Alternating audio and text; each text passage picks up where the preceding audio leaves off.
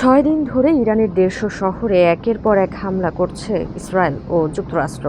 বাদ যাচ্ছে না স্কুল, হাসপাতাল, সামরিক অবকাঠামো সহ নানা স্থাপনা। এ পর্যন্ত নিহতের সংখ্যা হাজারের ঘর ছাড়িয়েছে।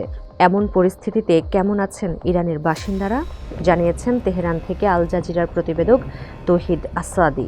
তিনি বলেছেন, যুক্তরাষ্ট্র ও ইসরায়েলের হামলা এখন কেবল তেহরানে হচ্ছে না, সানান্দাজ, সাক্কেজ ও বুকান সহ পুরো দেশ জুড়ে চলছে। এই মুহূর্তে ইরানিদের মধ্যে কিছুটা ভয় ও আতঙ্ক দেখা যাচ্ছে। সম্প্রতি মার্কিন প্রেসিডেন্ট ডোনাল্ড ট্রাম্প জানিয়েছেন, যুদ্ধ আরও প্রায় 1 মাসেরও বেশি সময় ধরে চলতে পারে। তাদের কাছে চিরকাল যুদ্ধ করার মতো অস্ত্রের মজুদ আছে বলেও জানান তিনি। জবাবে এবার ইরানের খাতাম আল আম্বিয়ার সেন্ট্রাল হেডকোয়ার্টারের ডেপুটি কমান্ডার হায়দারি বলেছেন, যুদ্ধ যতই দীর্ঘ হোক না কেন তাতে কিছু যায় আসে না। যুক্তরাষ্ট্রের ব্যাপক ক্ষতি না করা পর্যন্ত ইরান থামবে না।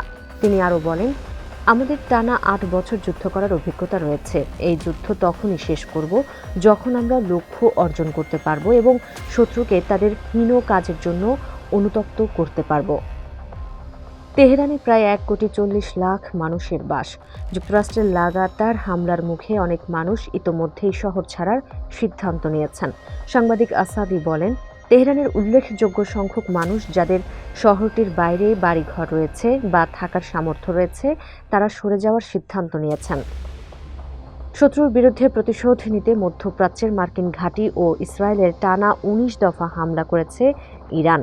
ইসরায়েলের বেন গুরিয়ন বিমানবন্দরেও হয়েছে হামলা। সেই সঙ্গে বেনিয়ামিন নেতানিয়াহুর কার্যালয়ের খুব কাছেও হামলা করেছে ইরান।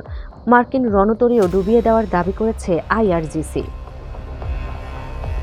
যুক্তরাষ্ট্র ও ইসরায়েল ইরানের বেসামরিক স্থাপনায় হামলা করে যুদ্ধনীতি লঙ্ঘন করেছে বলে দাবি তেহরানের। তাদের অভিযোগ, অন্তত 33টি বেসামরিক স্থাপনায় হামলা চালিয়েছে শত্রুরা।